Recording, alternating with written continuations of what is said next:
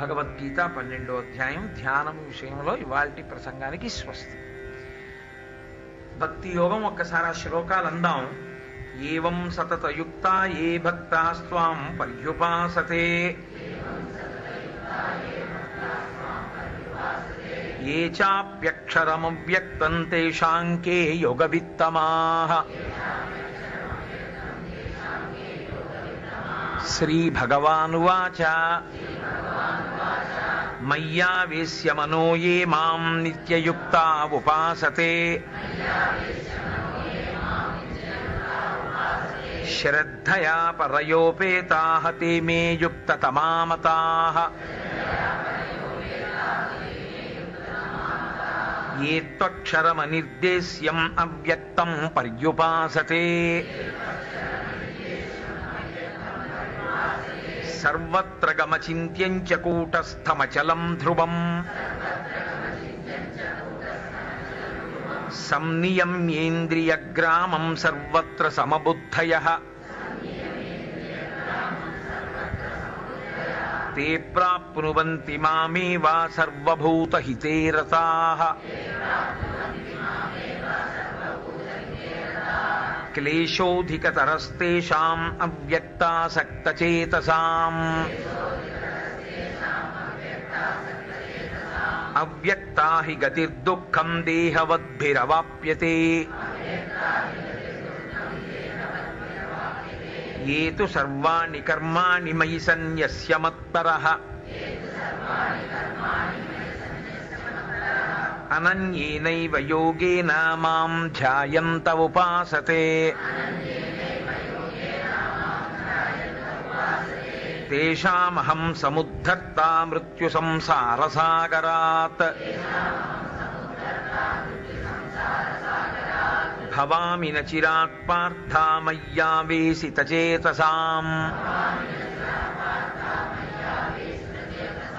మయ్యేవ మన ఆధత్స్వ మయి బుద్ధిం నివేశయ నివసిష్యసి మయ్యేవ అత ఊర్ధ్వం న సంశయః. అథ చిత్తం సమాధాతుం న శక్నోషి మయి స్థిరం అభ్యాసయోగేన తతో మామిచ్ఛాప్తుం ధనంజయ. అభ్యాసేప్యసమర్థోసి మత్కర్మ పరమో భవ మదర్థమపి కర్మాణి కుర్వన్ సిద్ధిమవాప్స్యసి అధైతదప్యశక్తోసి కర్తుం అద్యోగమాశ్రితః. సర్వకర్మఫలత్యాగం తతః కురు యతాత్మవాన్ శ్రేయో హి జ్ఞానమభ్యాసాత్ తజ్జ్ఞానాద్ ధ్యానం విశిష్యతే.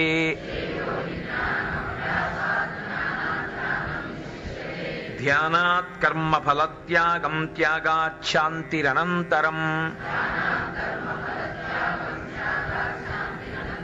అద్వేష్టా సర్వభూతానాం మైత్రః కరుణ ఏవ చ. నిర్మమో నిరహంకారః సమదుఃఖః సుఖక్షమీ. సంతుష్టః సతతం యోగీ యతాత్మా దృఢనిశ్చయః. మయ్యర్పితమనో బుద్ధిర్యో మద్భక్తః సమే ప్రియః. యస్మాన్నో ద్విజతే లోకో లోకాన్నో ద్విజతే చ యః. హర్షామర్షభయోద్వేగైః ముక్తో యః స చ మే ప్రియః. నా హృదయం మీకు అర్థమైంది. ఒక 3 శ్లోకాలని స్పృశించాలనుకుని సంకల్పం చేసి ఉన్నాను అని. 3 శ్లోకాలని ఇవాళ స్పృశిస్తాను అంటే విహంగ వీక్షణ. అందులో ప్రతి మాటకి అర్థం చెప్తాను అని కాదు, ఎందుకంటే అలా కుదిరే అవకాశం సమయము వలన లేదు కనుక. ఇక్కడ భగవానుడు ఒక విషయాన్ని ప్రతిపాదన చేస్తున్నాడు. నిన్నటి వరకు సాధన యందు ఆయనని చేరుకోవడానికి ఎలా సోపానములను అధిరోహించవచ్చో మీరు ఏ స్థాయిలో ఉంటే ఎలా అక్కడ నిలబడి సాధన ప్రారంభం చెయ్యవచ్చో ఆయన ప్రతిపాదన చేశాడు. ఇవాళ ఆయన ఒక విషయం చెప్తున్నాడు. భక్తుని యొక్క లక్షణములు ఎలా ఉంటాయో చెప్తున్నాడు. భక్తుడు అన్న మాటకి ఇక్కడ ఒక విషయాన్ని మీరు గమనించవలసి ఉంటుంది. భక్తుడు వేరు, జ్ఞాని వేరు కాదు. పండిన పండుయే దాని ముందు దశలో కాయ. కాయలేని పండు, పండు కాని కాయ మీరు ఊహించకూడదు. పండు కాకుండా కాయగానే రాలిపోయింది అనుకోండి, ఇప్పుడు మీకు అన్ని వేళలా అది ఉపయుక్తము కాకపోవచ్చు. కానీ పండు పండడం చిట్ట చివరి దశ. పండు పండింది అంటే అది ముందు కాయ కాదా? అది ముందు కాయే. కన్య కాబట్టే అమ్మ కాగలిగింది. ఇవాళ అమ్మ అయింది అంటే ఆవిడ ఒకనాడు కన్య.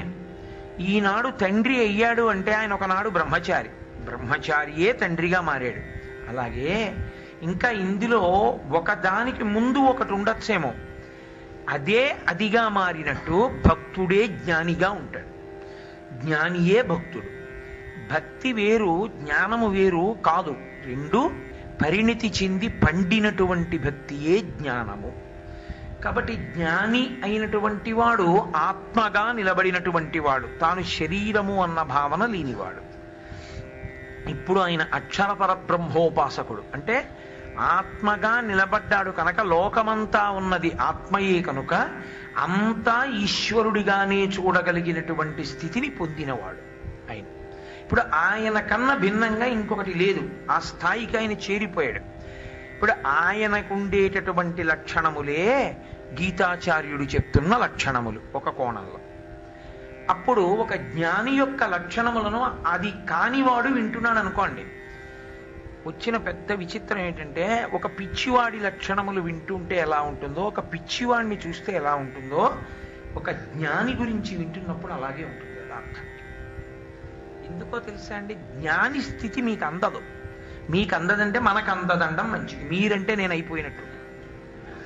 బట్ మనకందదు అన్న మాట నేను ఎందుకు వాడానంటే, ఆయన ఆత్మగా నిలబడ్డాడు. ఆయన ఆత్మగా నిలబడ్డాడు కాబట్టి ఆయన చేష్టితము మీకు అర్థం కాదు అసలు. అదే పిచ్చాడా వెర్రాడా అలా కూర్చున్నాడు ఏంటంటే, భగవాన్ రమణులు ఒకానొకప్పుడు గొప్ప ప్లేగ్ వ్యాధి ప్రబలినటువంటి సందర్భంలో కూడా కొండ మీద ఉన్నారు. అంటే నా ఉద్దేశ్యం, ఆయన ఎప్పుడూ అరుణాచలానికి వెళ్ళిన తరువాత విడిచిపెట్టి వెళ్ళలేదు. ఆయన శరీరము కూడా అరుణాచలం యొక్క పాదములోకే చేరిపోయింది. ఒకసారి వెళ్ళాక ఆయన వదిలిపెట్టలేదు. ఆ ఊళ్ళో ప్లేగ్ వచ్చింది తిరువణ్ణామలై అంతా. ఆ ప్లేగ్ వచ్చినప్పుడు కుప్పలు కుప్పలుగా పడి చచ్చిపోతున్నారు జనం. ఈ జనం ఇంతమంది చచ్చిపోయి కుప్పల కింద పడిపోతుంటే ఈ శవాల్ని తినడం కోసమని అరణ్యాల్లోనూ అరుణాచలం కొండల్లో ఎక్కడెక్కడో ఉన్నటువంటి పెద్ద పులులు, చిరుత పులులు ఇవి వచ్చి ఆ శవాల్ని పీక్కు తింటుండేవి కొండ మీద పెట్టుకుని. ఒకప్పుడు రమణులు ఒక రాయి మీద కూర్చున్నారు. కూర్చుని ఆయన చూడటం అన్న మాటని అనడం కూడా కష్టం. ఎందుకంటే అంతటా ఒకే ఒక్క ఆత్మగా రమిస్తూ ఉంటారు. అలా రమిస్తున్నారు. పళనిస్వామి అని ఆయన దగ్గర ఒక పరిచారికుడు ఉండేవాడు. ఆ పళనిస్వామి దగ్గర నించున్నాడు. చిరుత పులుల గుంపు ఒకటి వచ్చింది శవాలు పట్టుకుని. వచ్చి అది చూస్తోంది. అతను రమణుల్ని పిలిచి, హే బ్రహ్మన్, భగవాన్ అనేవారు ఆయన్ని. భగవాన్ అంటే బ్రహ్మవిత్ బ్రహ్మైవ భవతి. బ్రహ్మముని తెలుసుకుని ఆత్మగా నిలబడిన వాడే బ్రహ్మము. బ్రహ్మన్, పెద్ద పులులు వస్తున్నాయి, చిరత పులులు వస్తున్నాయి, రండి అన్నాడు. ఆయన ఏం పలకలేదు. ఈయన బ్రాహ్మీభూతుడై ఉన్నారు, మహానుభావుడు బ్రహ్మమును అనుభవిస్తున్నారని ఆయన గబగబా బయలుదేరిపోయి వెనక్కి వెళ్ళిపోయి గుహలోకి వెళ్ళి రాయి పెట్టేసుకున్నాడు. ఆయన అలాగే కూర్చున్నాడు. చిరుత పులులన్నీ ఆయన దగ్గరికి వచ్చి ఆయన వంక చూశాడు. ఓసారి కాళ్ళు ఉంచి ఆయనకు నమస్కారం చేసి చిరుత పులులన్నీ వెళ్ళిపోయాయి. ఆయన అలాగే చూస్తున్నారు. ఆయన ఏమీ అనలేదు. అలాగే చూసి ఆయన బయలుదేరి ఆయన ఉన్నంతసేపు ఉండి మెల్లగా అడుగులు వేసుకుంటూ గుహ దగ్గరికి వెళ్ళిపోయాడు. ఇప్పుడు ఇది మనం చూసామనుకోండి, పళనిస్వామి మనం అనుకోండి, మనం ఏమంటాం? అంటే బాబు ఆ పిచ్చాడు చిరతపుల్లు వస్తుంటే అలా కూర్చున్నాడు ఏంటరా, బుర్ర లేదా ఏంటి, వచ్చి ఇద్దా అంటాం. ఆయన అనుకుంటారు వీడికి బుర్ర లేదా ఏంటి, అందులో ఉన్నది ఆత్మ, ఇందులో ఉన్నది ఆత్మ. ఆత్మని చెనకుతుందా, ఈ చెయ్యి చేతులు కొడుతుందా? ఉన్నది ఆత్మయే. ఆ ఆత్మ చిరుతపులి అన్న తొడుగు తొడుక్కుంది. ఇప్పుడు నేను ఈ దిష్టి బొమ్మల యొక్క మూర్తులు ఉంటే అది తగిలించుకున్నాను అనుకోండి, నా మనవడు ఉలిక్కి పడతారు తాతగారని తెలియక. నేను అది తగిలించుకుని ఇంట్లో తిరుగుతున్నాను అనుకోండి, వంట చేస్తున్నాడు, వెనక్కి తిరిగి ఇన్ని ఇళ్ళు వచ్చినాయి ఇంకా అవన్నీ నీ బాగుండదు ఎవరైనా వస్తే చూడడానికంటే. దానికి తెలుసు అది తొడుక్కున్నాడు వీడే. నా మనవడికి తెలియదు తాతగారే తొడుక్కున్నారని, అందులోడు కయ్యోమంటాడు కాదు. అలా ఆత్మ తొడుక్కుంది ఆ శరీరాన్ని. కాబట్టి ఆత్మని ఏం చేస్తుంది, ఉన్నది ఆత్మయే అని నోటితో అనడం కాదు, అలా నిలబడిపోగలిగితే అనుభవంలో. ఆ చిరుతపులి శరీరంలో ఉన్న ఆత్మచేతనే కదా దాని మనసు ప్రకాశించాలి. దాన్ని వంక ఒక ఆత్మగా చూస్తున్న వాడిని చూసినప్పుడు అది దీన్ని చెనకని స్వభావము దాని ఎందొస్తుంది. అందుకే ఋషులు తపస్సు చేస్తుంటే క్రూర మృగాలు సాధు మృగాలు కలిసి పడుకున్నాయంటుంటారు. కారణం ఏమంటే ఋష్యశృంగుడు తపస్సు చేసిన చోట యుగం మారిపోయినా కప్పకి పాము పడగబట్టి. అందుకు కాదు శంకరాచార్యులు వారు శృంగగిరి పీఠం పెట్టారు. ఆ మహాత్ముడు అనుభవించినటువంటి ప్రకంపనలు తర్వాత కూడా అక్కడ ఉన్న వాళ్ళ మధ్య వైరుధ్యాల్ని కూడా తొలగతో చేస్తాయి. కాబట్టి అలా నిలబడినటువంటి వాడి లక్షణములు చెప్తున్నాం అనుకోండి, విన్నప్పుడు అలా ఎలా ఉంటారండి అనిపిస్తుంది. అది వినడానికి చమత్కారంగా ఉంటుంది. ఏమిటో ఆయన చెప్పాడు కానండి ఇవన్నీ కుదిరే విషయాలా, అన్నీ వినేసి మంగళం చెప్పాక ఆటో ఎక్కేస్తూ ఏమిటో అవన్నీ చెప్పాడు కానండి, ఎక్కడ ఉంటామో అవన్నీ ఏదో పాపం చెప్పాడు కదా, ఏదో అక్కడి నుంచి వచ్చి అనిపిస్తుంది కదా. నేను ఒక కోణంలో అది. రెండవ కోణంలో నువ్వు అలా ఉండడం సాధన చేయడం మొదలు పెడితే పోనీ దాన్ని నీ స్థాయిలో తీసుకుని దాని వెనక ఉన్నటువంటి రహస్యాన్ని నువ్వు అన్వయం చేసుకుని అలా నువ్వు చూడడం మొదలు పెడితే నువ్వు సాధన మొదలుపెట్టినా నాకు ఇష్టడవే అవుతావు. ఓ వీడు సాధన మొదలు పెట్టాడు పాపం, వీడిని మెట్లు ఎక్కిద్దామన్న ప్రయత్నం నీకు మొదలవుతుంది. ఇప్పుడు నేను చదవను అని కొట్టినా తిట్టినా వాత పెట్టినా పడుకున్నాడు అనుకోండి, ఇంకా మీరేం సాయం చేస్తారు వాడికి? వాడి హోంవర్క్ మీరు చేయాలంతే. మీరు హోంవర్క్ చేసిన వాడు పుస్తకాలు పట్టుకుని స్కూల్కి వెళ్ళను, ఇంకెందుకు అది? వాడు నేను చదువుకుంటాను అని నాకు అసలు గుర్తుండట్లేదండి లెక్క ఎలా చేయాలా అన్నాడు అనుకోండి, మీరు ఏదో దానికి ఉపాయం చెప్పచ్చు. ఏం లేదురా నాన్న ఇలా చేయరా అలా చేయరా అని ఏమైనా చెప్పచ్చు. వాడు మూర్ఖత్వానికి పోయాడు అనుకోండి, ఇంకా నేను ఎట్టి పరిస్థితుల్లోనూ అసలు చదవను అన్నాడు అనుకోండి, ఇక వాడికి మీరేం సాయం చేస్తారు? ఈశ్వరుడు కూడా అంతే. సాధన అన్న ప్రక్రియలోకి దీన్ని విని అలా ఆ కోణంలో కొంతవరకు ప్రయత్నం మొదలు పెట్టాడు అనుకోండి, ఈశ్వరుడు చేయిస్తాడు, లాగుతాడు. ఆ కోణంలోనైనా పైకి లాగుతాడు. మీరు అలా అనుకోకపోతే భక్తి యోగంలో చెప్పాడు అనుకోవడం అవసరమే. కాబట్టి ఆ కోణంలో ఇంకిక్కడి నుంచి భక్త లక్షణములుగా చెప్పబడిన వాటిని మీరు వినవలసి ఉంటుంది. కానీ ఒక్కొక్క లక్షణం చెప్పుకుంటూ వెడితే రేపటితో అయిపోయే ప్రసంగాలు. అందుకని విహంగ వీక్షణం చేస్తానడానికి కారణం అది. ఆయన అంటున్నాడు, అద్వేష్టా సర్వభూతానాం మైత్ర కరుణయేవచ నిర్మమో నిరహంకార సమదుఃఖ సుఖక్షమీ అన్నాడు. ఓ అర్జున, భక్తుడన్నవాడు ఎలా ఉంటాడో తెలుసా? అద్వేష్టా సర్వభూతానాం, ఏ భూతమునందు ద్వేషం ఉండదు అన్నాడు. అసలు అక్కడే మనం ఆశ్చర్యపోతాం. ద్వేషం లేకుండా ఎలా కుదురుతుందండి? ఇప్పుడు మీరు ఒక్కటి ఆలోచించండి, ద్వేషం ఎందుకు అంకురించాలి? నాకు ఆయన చాలా మిత్రుడండి అన్నాను కిందటి సంవత్సరం వచ్చినప్పుడు. ఆ పై సంవత్సరం మీరు వచ్చినప్పుడు కిందటి సంవత్సరం మీరు చాలా మిత్రుడు అన్నారు, ఆయన ఏరండి అని అడిగారు అనుకోండి. అబ్బాయి వాడు దుర్మార్గుడండి, వాడి సంగతి తర్వాత తెలిసింది, ఇప్పుడు నేను అసలు వాడితో మాట్లాడటం లేదు, వాడు నేను ఏమీ మాకు సంబంధాలు లేవండి అంటే మీకు ద్వేషం కలిగింది వాడి ఎందుకు. కాబట్టి వాడు మీ దగ్గరికి రాడు, మీరు వాడి దగ్గరికి వెళ్ళరు. ఇప్పుడు ఎందుకు వచ్చింది ద్వేషం? మీకేదో బాధ కలిగింది. బాధ ఎందుకు కలిగింది? మీకు ఇష్టం ఉంది, ఆ ఇష్టానికి వ్యతిరేకంగా వాడు ప్రవర్తించాడు, అది మీకు అంగీకార యోగ్యం కాలేదు. అది ఏదైనా శాస్త్రీయమైన విషయంలో అయితే మాత్రం దోషంగా చెప్పడానికి వీలుండదండో. ఏమయ్యా నువ్వు ఇలా ఉండవయ్యా అని మీరు అంటుంటే వాడు ఇంకా వాడి మూర్ఖత్వాన్నే పట్టు కూర్చుంటున్నాడు అనుకోండి, నేను ఇక మార్చలేను, అథవా వాడు నా పక్కన ఉండడం వల్ల ఇబ్బంది తప్ప వేరొక ప్రయోజనం లేదు అని ద్వేషంతో కాదు, పలకరించి కనపడినప్పుడు ఏమంటే బాగున్నారా అని అడిగి ఈయన బాగుపడాలి అని ఈశ్వరుణ్ణి ప్రార్థించి, అంతకన్నా మీరు సంఘం ఎక్కువ పెట్టుకోకుండా ఉన్నారనుకోండి, అప్పుడు ద్వేషం అనకూడదండి. ద్వేషించాడండి అనకూడదు. ద్వేషం అన్నది ఎప్పుడు వస్తుందంటే, నాకు అప్రియం చేశాడు కాబట్టి, నాకు ఇష్టం లేనిది చేశాడు కాబట్టి నేను వాడిని దూరంగా పెట్టాను అంటే ద్వేషం వచ్చిందని గుర్తు. ఇప్పుడు ప్రియము అప్రియము అన్న రెండు మాటలు ఎందుకు వస్తాయి? మీకో ఇష్టం, వాడికో ఇష్టం, మీ ఇష్టానికి వాడి ఇష్టం వ్యతిరేకం, అప్పుడు వాడు మీ దుఃఖానికి కారణం అవుతాడు కదా. చాలా తేలిక ఉపమానం ఒకటి మీకు చెప్పాలనుకోండి. వంకాయ అల్లం పెట్టి వండితే నాకు ఇష్టం, వంకాయ వేయిస్తే మా అబ్బాయికి ఇష్టం. వంకాయ వేపుడు వేస్తే అసహ్యం నాకు, వంకాయ అల్లం పెట్టి వండితే పరమాసహ్యం వాడికి. ఇవన్నీ నిజాలని మీరు అనుకోకండి, ఉదాహరణ మాత్రం. ఎందుకంటే ఓ పెద్ద ఇబ్బంది ఒకటి ఉంది. నేను అప్పుడప్పుడు ఎక్కడన్నా ఉపన్యాసాలకు వెళ్ళి ఎవరింటికన్నా భోజనానికి వెళ్తే మీకు ఇష్టం కదండి అప్పుడు చెప్పారు కదా అంటాను, ఏదో ఉపమానాన్ని చెప్పిన. కాబట్టి ఇప్పుడు మా ఆవిడ ఏం చేస్తుంది, ఉన్న దిక్కుమాలిన వంకాయలు ఆ 1/4 కిలో వేపుడు చేయాలా, అలంకారం పెట్టి ఉండాలా, అప్పుడు దాని ప్రియ అన్నది ఎంచుకుంటుంది. ఎప్పుడు ఈయనకు వండి పెడుతున్నాను కదా, పాపం ఎక్కడ హైదరాబాద్లో ఉన్నాడు, శని ఆదివారాలు సెలవులో వచ్చాడు, ఇవాళ వేపుడే చేస్తాను, 2 ముక్కలు వేస్తాను, వేపుడు చేశావా అంటాడు. కొడుకు కోసం చేశానంటాను, ఊరుకుంటాడు అని వేపుడు చేస్తుంది. ఇప్పుడు అప్రియం నాకు, నేనేం చేస్తానంటే నాకు అప్రియం కాబట్టి ఒరే ఈ 2 ముక్కలు కూడా నువ్వు తినరా అని వాడికి వేస్తాను కదా.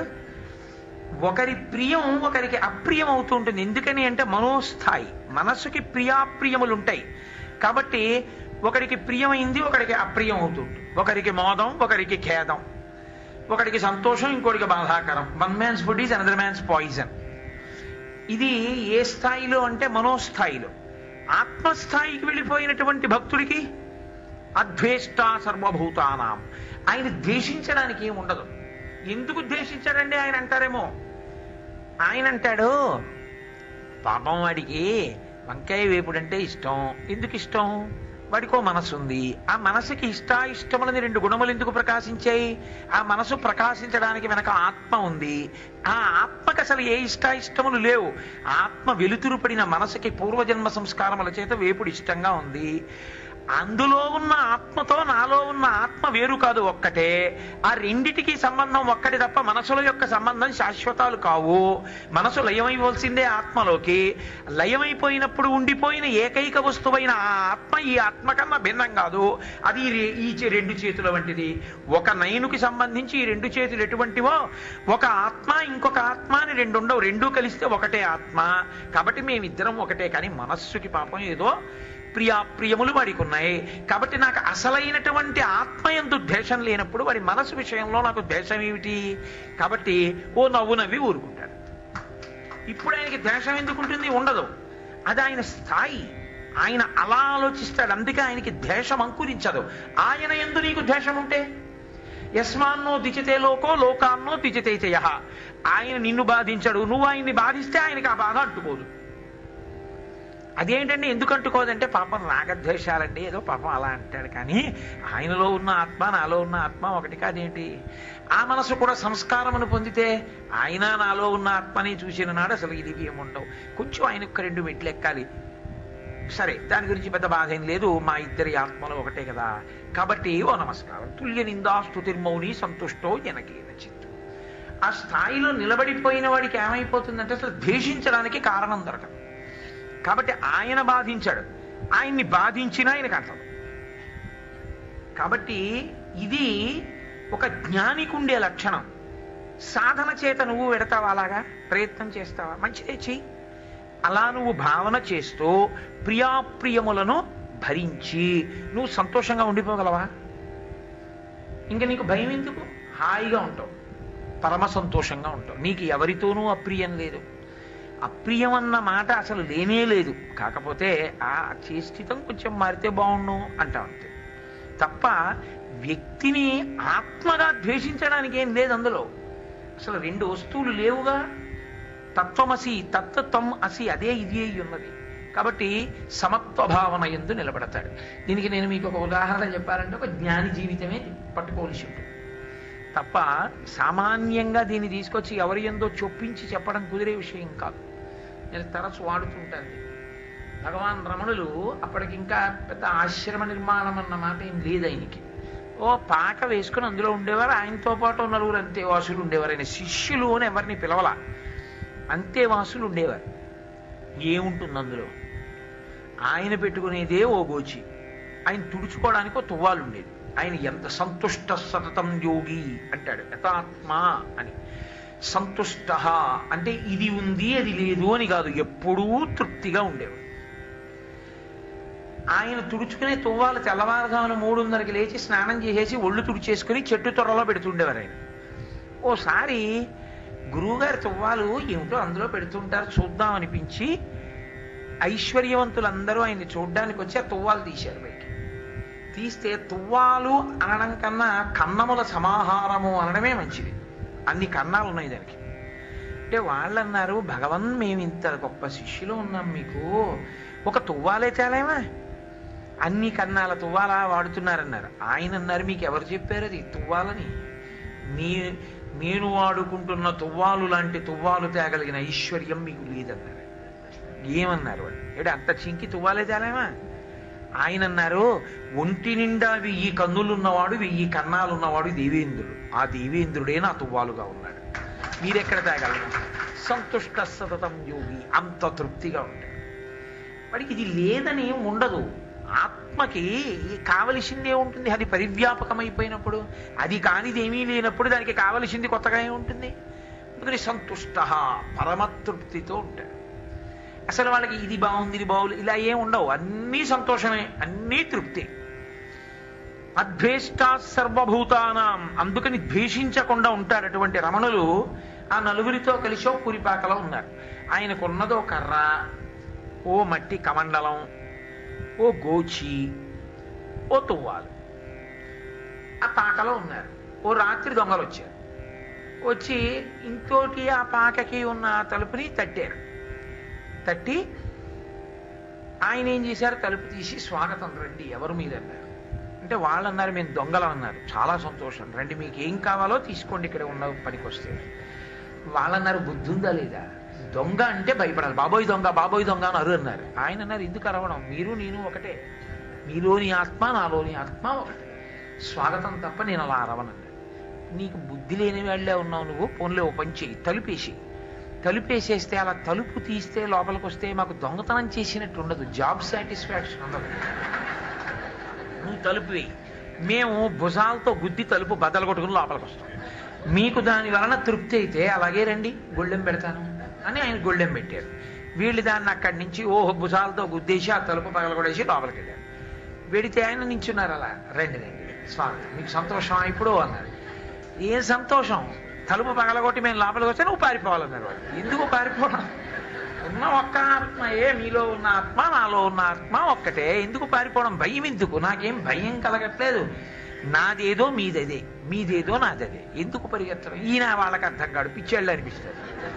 వాళ్ళన్నారు, బుర్ర ఉందా లేదా, మాకు సంతోషంగా లేదా, అలా యజమాని ఎదురుకుండా తీసుకుంటే అది దొంగతనంలా మాకు అనిపించదు, మేము దానం పట్టాం, మేము ఎత్తుకుపోతేనే మాకు సంతోషం, కాబట్టి నువ్వు పారిపో.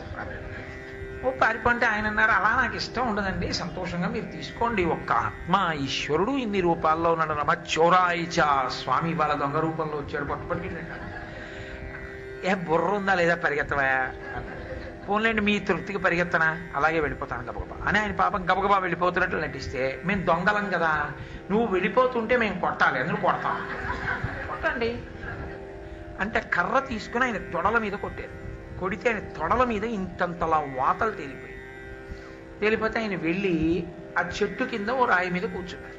వారి పని అయిపోయిన తర్వాత మనం వెడదాం కూర్చోండి అన్నారు. వాళ్ళు ఏదో మూట కట్టుకుంటే చుట్టూ కూర్చున్న నలుగురు కన్నులు నీరు పెట్టుకుని అన్నారు, భగవన్ ఆ తొడలు చూడండి ఎంతంత లావున వాతలు తేరాయో, అంత దెబ్బ కొట్టిన వాళ్ళకి అంత మర్యాద, మీరు అనండి కుమ్మేస్తాను లోపలికి వెళ్ళి వాళ్ళని అన్నారు.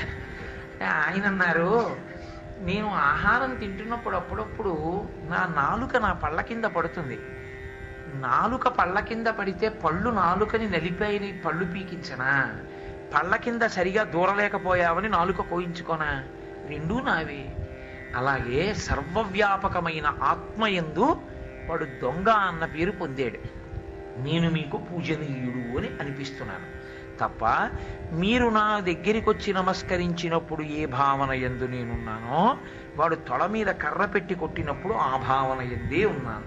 నాకు రెండిటికి తేడా తెలియలేదు, దీనికి కొడతారు వాళ్ళని అడిగారు. ఇప్పుడు ఇది మనకి ఎలా ఉంటుంది? Can you imitate it? అలా చేయడం కుదురుతుందా మనం? అంటే ఆ స్థాయికి చేరలేదు కాబట్టి ఖచ్చితంగా మనం ఏమంటామంటే పిచ్చాడండి ఆయన. అదేమిటండి అంటే, అదే చంద్రశేఖర భారతి అడిగారు ఆయన, పిచ్చాడని లోకం అంటే నేను నీకు అర్థం కాకపోతే నేను నీ దృష్టిలో పిచ్చివాడనా? అప్పుడు నువ్వు నాకు అర్థం కాకపోతే నువ్వు పిచ్చివాడవా అని అడిగారు. పిచ్చివాడంటే ఏంటి? ఆయనకి మనోభావములు ఉన్నాయి, ఏవో భావజాలం ఉంది ఆయనకి, ఏదో చేస్తుంటాడు, ఏదో మాట్లాడుతుంటాడు. ఆయన ఏదో భావం లేకుండా ఏమీ చేయడు. అలా మీరు చూడండి, పిచ్చివాళ్ళు కొన్ని కొన్ని వస్తువులు మూట కడుతూ ఉంటారు.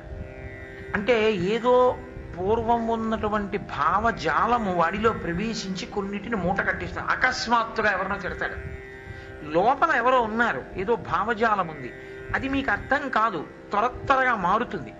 అందుకని మీరు పిచ్చాడన్నారు.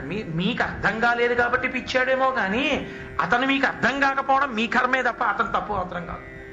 అతను కూడా మీకు అర్థమయ్యేట్టు చేసుకోవడమే అతని పిచ్చి తగ్గించే ప్రయత్నం చేయడం, అంతే కదా. తప్పించి అసలు అతనికి చైతన్యం లేదని, అతనికి భావజాలము లేదని మీరు అనడానికి వీల్లేదు. అలాగే ఆయన మీకు అర్థం కాలేదు కాబట్టి ఏంటంటే పిచ్చి పనులు అనిపిస్తుంది.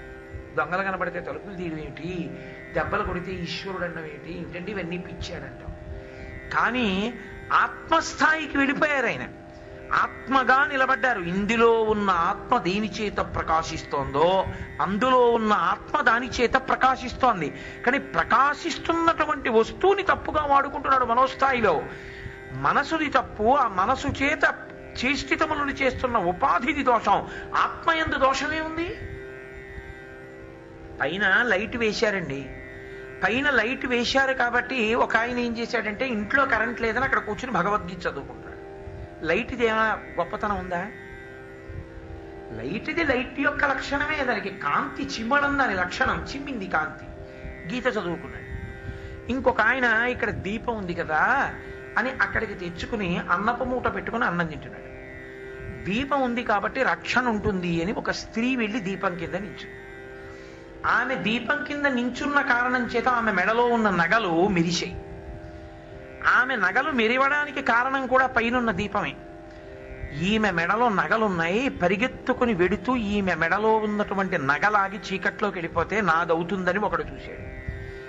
ఈమె మెడలో నగ కనపడడానికి కారణం ఆ కాంతి. ఒకడు అన్నం తినడానికి ఆ కాంతే, భగవద్గీత చదవడానికి ఆ కాంతే, ఒక స్త్రీ ధైర్యంగా అక్కడ నించోడానికి ఆ కాంతే, ఒక దొంగ ఆమె మెడలో నగని చూడడానికి ఆధారం ఆ కాంతే. కాంతికి వీటితో ఏమైనా సంబంధం ఉందా? భగవద్గీత చదువుకోవడానికి పుణ్యం ఇచ్చాను, దుర్మార్గుడా నువ్వు వస్తే మాత్రం కాల్చేస్తానంటుందా కాంతి? కాంతి కాంతి, కాంతిని వాడుకున్నా నీ ఇష్టం, కాంతిలో దొంగతనం చేసినా నీ ఇష్టం. కాంతికి సంబంధం లేదు, ఆత్మ అంతే. ఆత్మ నాయందంతే, మీయందంతే, అంతటా అంతే. అంతటా అదే అయినటువంటి కాంతి చేత ప్రకాశిస్తున్నటువంటి మనస్సుని అధ్యవసాయంతో ఇంద్రియములను వాడుకోవడం అన్న ప్రక్రియ యందు వైఫల్యమును పొందడం వల్ల పాపాన్ని మూట కట్టుకుంటున్నాడు ఆ జీవుడు తప్ప, అసలు ప్రకాశింపచేస్తున్న ఆత్మ ఏది ఉందో ఆ ఆత్మయే ఇందులో ఉంది, అది తప్ప ఇంకొకటి లేదు. ఆ ఆత్మని దాటి ఇంకొకటి లేదు కాబట్టి పై స్థాయిలో ఉన్న అది ఇది ఒక్కటి కాబట్టి